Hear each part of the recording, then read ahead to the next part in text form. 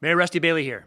We've done well as a community in helping our seniors understand the seriousness of the COVID-19 pandemic, but we are still seeing growing numbers of infections among our younger folks. Join me as we talk with county health officials about what factors may be at play.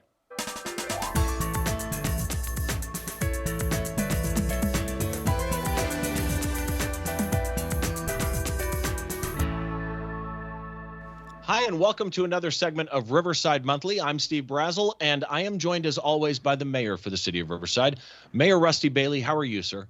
Steve, I'm okay. We've got some serious discussions, on the show today, and a serious dialogue that I'm looking forward to.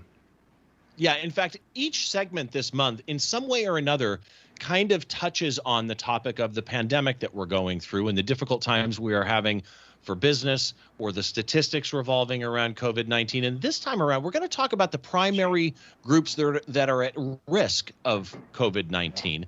We are joined by the Senior Public Information Specialist for the Riverside County Department of Public Health, Jose Arbayo Jr. Jose, how are you, sir?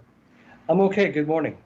Good morning to you. It's wonderful to have you join us today. Mayor, you want to get us going? Yeah, of course. Jose, I just want to thank you, first of all. The Department of Public Health is obviously the lead agency in our county that is fighting this pandemic for us. And so thank you on behalf of the people of Riverside for what you and the Department of Public Health and the entire county team is doing.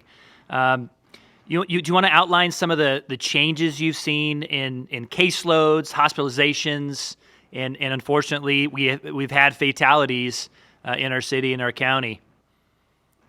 Well, and again, thank you for letting me come on today. Yeah, it has been an evolution over the last few weeks and months. In the early stages of the pandemic, we were seeing many cases in the East County, and as we expected, the cases moved to the West. For the first few months, it was mostly most of the cases were seniors, and those that were most vulnerable. And over the last probably 6-8 weeks, the trend has definitely gotten younger. When it comes to things like hospitalizations, same situation. We had quite a bit of pressure on our health system a few months back. We reached a tipping point, and then cases started to stabilize. Around, I think it was Memorial Day, that's when we seem to have, and the opening of the economy and different parts of society, we opened up a little bit. There were more public meetings, people going out, and then we saw then a rise in cases. But the thing that we are now seeing, again, is more hospitalizations, more ICU beds being used. And the other part of this is just not COVID cases. Our hospitalizations are in part for the everyday things that we have, which would be things like heart attacks, strokes, those things are going back. One of the theories we have is that people that in the past were going to ERs for certain symptoms were not going there because they were worried about getting COVID. So then they held off, and now they're going in sicker. So now they're going into ICUs right away, where in the past, maybe they were using regular beds.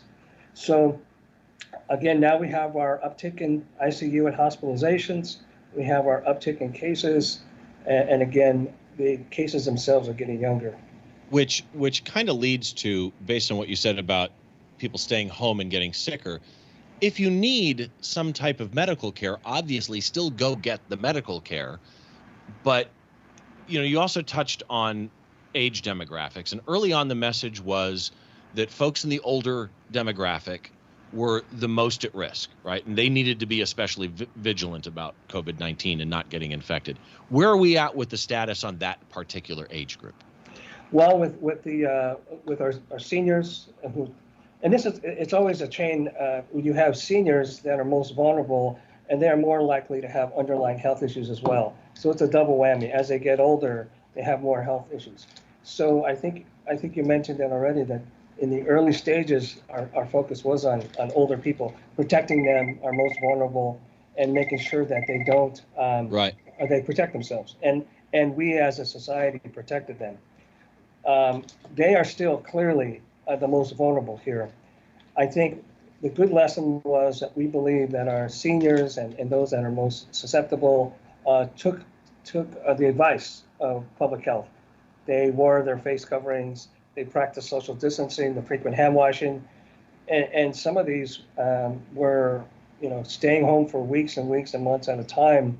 They don't even see their families, and it's very difficult for them. As they get older, they really need that human interaction, and they were sacrificing a lot.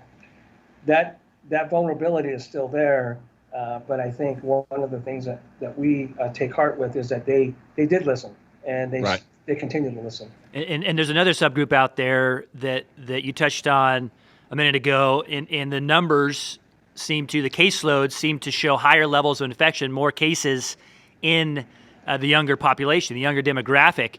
Why is that, and what's the message to them? Well, here's the thing. A few months back, maybe about 30% of our cases were those 18 to 39. As of the latest figures, that number is now about 50%. Wow. And so 18 to 39.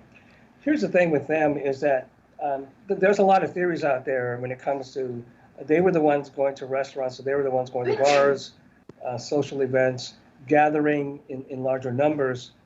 And in those cases, they probably were not wearing the mask. They weren't social distancing. They're going to restaurants or bars. There's a lot of interaction there in very close quarters.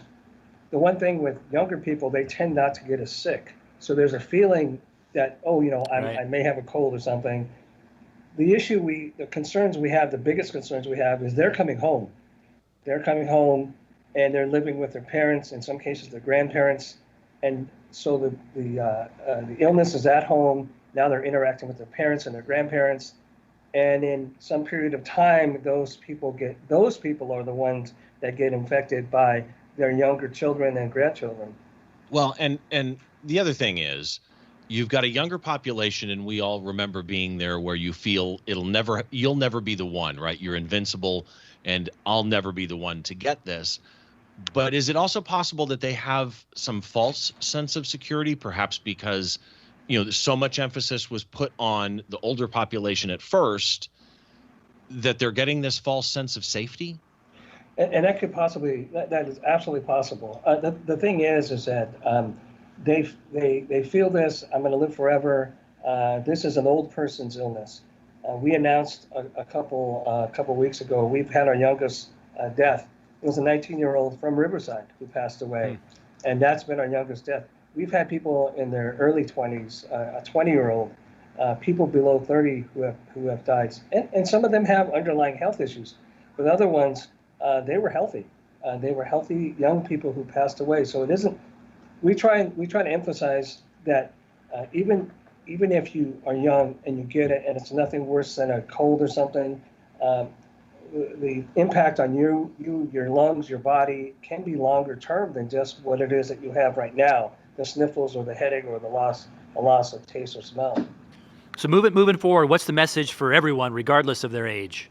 I love the message in the masks are medicine. Well, and that's what we're coming this Friday. We'll be kicking off a program, and the theme will be mask medicine, because that's the one thing that we're hearing and we're pushing out is that if you do three simple things, if you practice social distancing, if you wear a face cover, you wash your hands, that's 95% effective in preventing spread of the illness. Say that again, 95% effective. 90%. Yeah. And just imagine if you had a medicine that you could take that was 95% effective, you would take that in a heartbeat.